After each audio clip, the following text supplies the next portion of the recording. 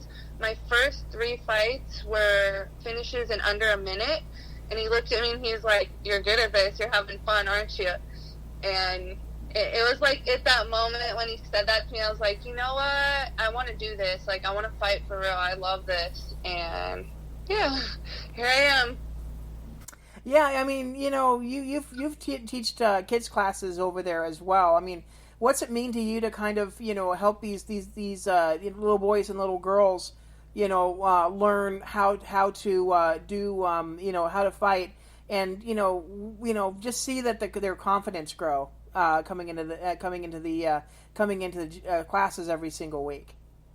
It is the most incredible feeling in the world to be able to help the next generation grow into like badass but also kind, loving humans who just don't quit. One of my main goals in martial arts and in life is to get self-defense as an elective for students when they're going through school, to be able, because you have to learn CPR, but they don't teach you anything about how to defend yourself. Instead, they put you in an assembly and say, hey, don't bully.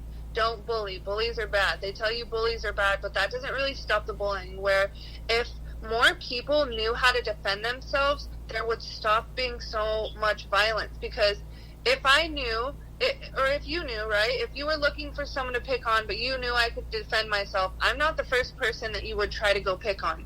You would go to somebody that's weak and not expecting it. And so if we teach the people that are weaker just how to defend themselves at a young age, they won't have to have such a traumatic young adult life like a lot of people do. And that's why we need to start them young. So when I got the opportunity to coach, it was incredible. I mean, the girls in my class, I talked to their parents, and it's like, a lot of them are very badass. I know for sure going through high school, there's going to be no boys that are going to be able to grab them or put them in a viable situation that could end very bad.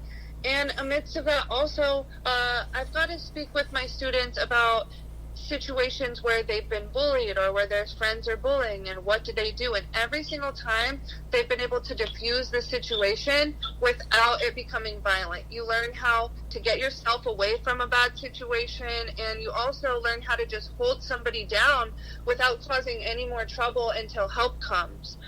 So it's really cool. On the flip side, it's also really hard.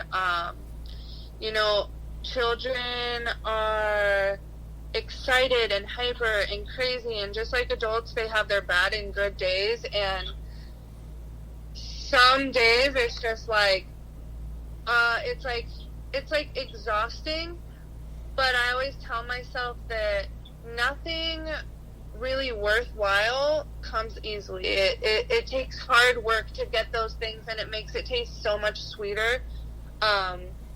So for me to be able to reach out to the parents, we're just about to do our first belt ceremony, actually. And so this week I spoke to most of the parents in the class, like, how have your kids been doing at home? Especially the brothers and sisters, like, do they fight at home? And I've really been learning that their lives have gotten so much better since jiu-jitsu, more than just learning how to defend themselves. It teaches you cooperation. It teaches you how to work with other kids that you don't like. It teaches you accountability of showing up, being there for yourself and your team. It helps you learn how to pay attention. All these morals, like life morals, of like how to treat people, how to act when you're in a room, about not quitting. That's one thing I'm huge about in my class, is no one quits. If it's hard, that's fine. You can take longer to do it, but there will be no quitting in this class. And by me teaching these kinds of lessons to the kids, I feel it with myself twice as hard. Every time I'm going for a run and I'm tired, I want to stop, I'm like, no quitting. No quitting. What do you tell your kids? And all these kids are looking up to, and it really just helps me push harder in my training and in my daily life. Now, I mean, it's it's great. First of all, great to hear that that's been going on, and they kind of help you push yourself into that as well. Quite a few of your teammates, Pearl and Ashley, have both been to Invicta, and they've both kind of experienced, the idea of kind of preparing for a situation like that. How is it for you to have those two kind of, and Lima for that matter, to be able to have that kind of, what to expect when you do make your debut over in Invicta?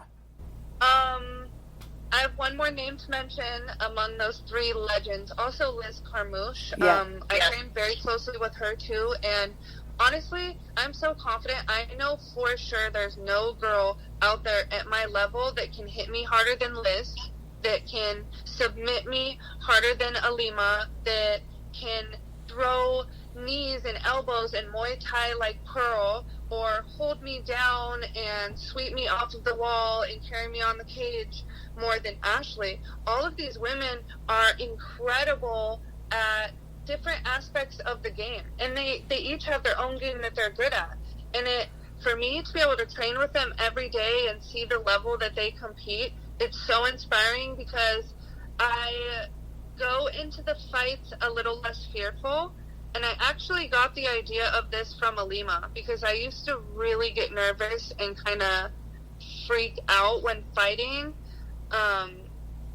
And I was like, Alima, like, you're always so calm. Why are you so confident? And she's like, Juju, no girl out there is going to hit me harder than Liz. And I train with Liz every day. We are helping each other prepare for the worst. And so I'm just excited, and I'm very ready. I'm like, put me in, coach. Have you ever personally been to an event? To an Invicta? I've never been to an Invicta event. No. Okay. Yeah, I mean it's going to be a little bit different, obviously, because I think still by then we might still not have crowds, which will be interesting. Because you can probably hear your coaches, relatively clearly on the other side of the cage. And I asked fighters how that is for them to be that way. Was that kind of the way it was during some of your grappling competitions?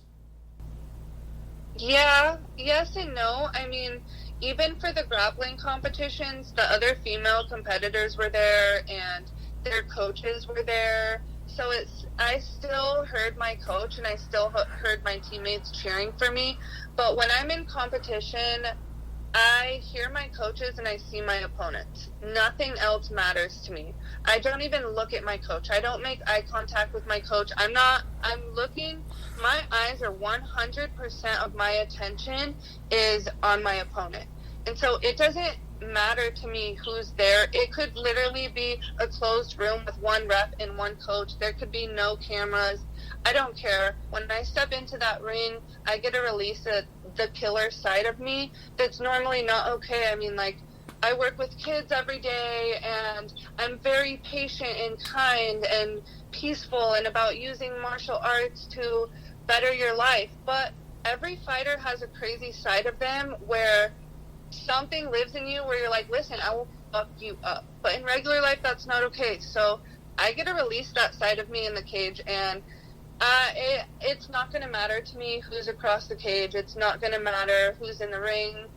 I'm going to go in there, and I'm going to do my job, and then I'm going to get out. And I don't like getting hit, so I try to get in and out of there as fast as possible, and, just let my flip switch, like, just flip that light switch into the savage side of myself, and I'm just grateful that I have the opportunity to let it go in a way that is, like, cheered for,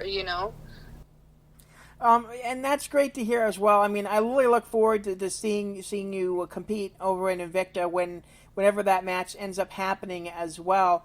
Anything else you would like to add?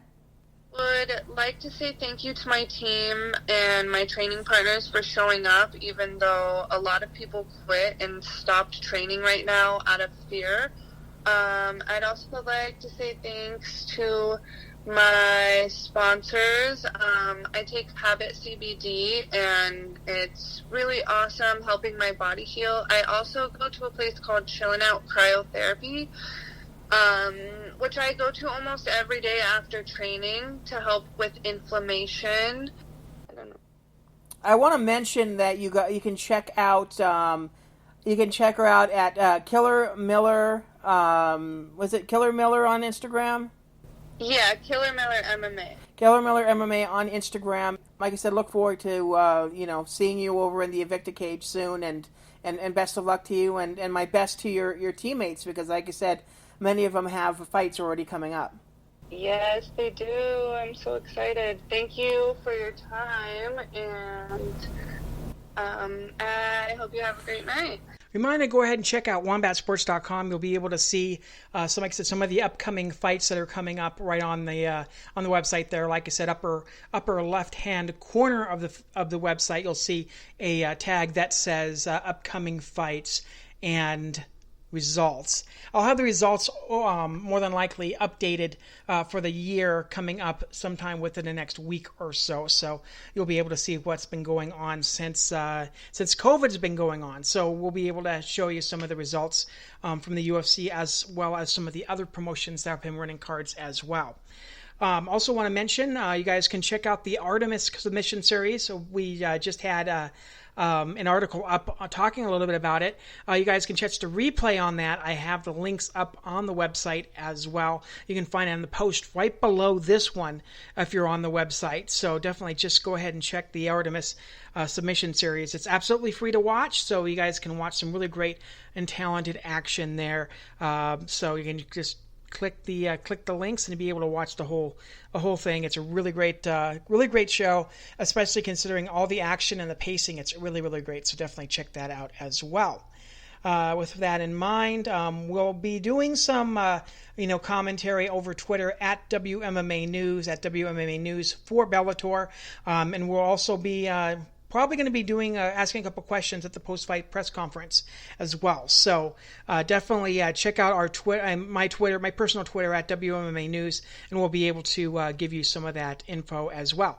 You guys can check out the articles and some of the news feeds over up on Wombat Sports at Wombat Sports on Twitter as well. You guys can check us out on Instagram at Wombat Sports for some of our old posts as well. And think anything else. That's it. Just make sure to watch out for wombatsports.com for the next couple of weeks, and definitely follow us on Twitter and also on Facebook as well. And thanks a lot, guys, for joining us. We'll be back coming up hopefully in the next couple of weeks.